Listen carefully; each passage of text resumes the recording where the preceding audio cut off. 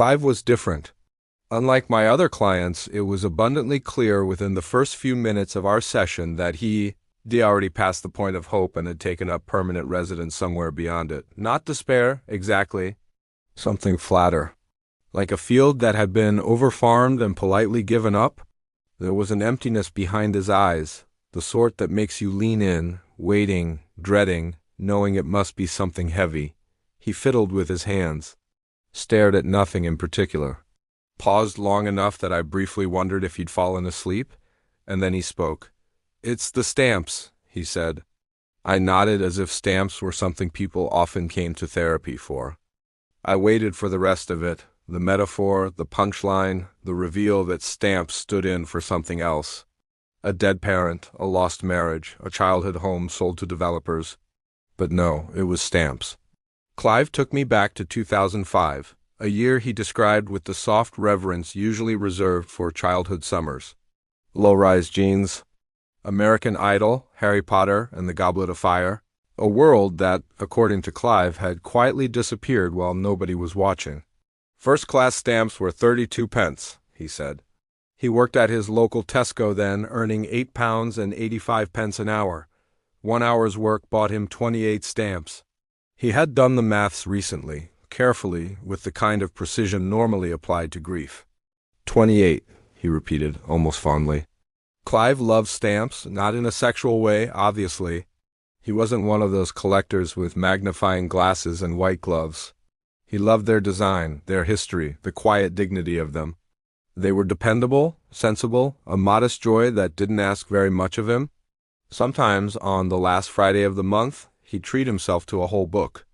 I'd sit by the fireplace with a glass of Bordeaux, Clive told me, and balance several stamps in the palm of my hand.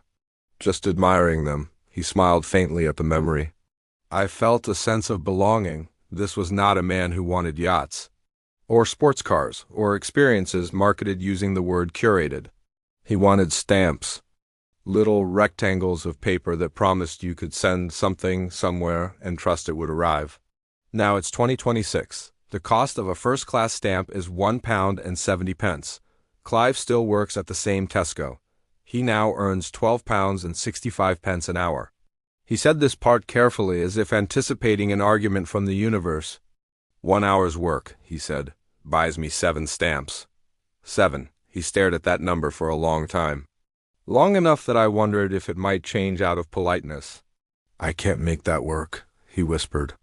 Stamp prices, Clive explained, have risen 431%. His wages have gone up about 43%. He didn't shout. He didn't rage. He didn't even seem particularly surprised. He just shook his head slowly, like someone watching a magician reveal the same card for the third time. I did everything right, he said. I didn't speculate. I didn't overreach. I chose a hobby that was sensible. He laughed once, a short, baffled sound. They told us to enjoy the little things. Now stamps feel extravagant, reckless even. Something he has to justify to himself. He stands in the post office, weighing up whether he really needs to send that letter like a man considering a second mortgage. They were never an indulgence, Clive said. They were careful, reasonable. They fit the world I thought I lived in. What Clive had lost, he explained, wasn't just stamps. It was the values they represented, fairness, proportion, the idea that small pleasures would stay small, that if you loved something gently enough, it would be safe from economics. I didn't want more, he said. I just wanted the same, he paused. I love them, Clive confessed. And now I can't afford to. That's the cruelty of it. Not the money exactly, but the quiet realization that even the most modest joy can be priced out of reach. That even stamps, once symbols of connection and trust, can become luxury items. The session ended. Clive put on his coat. Before he left, he turned back. Do you think, he asked, hesitantly, they'll ever come back down? I didn't have the heart to tell him the truth.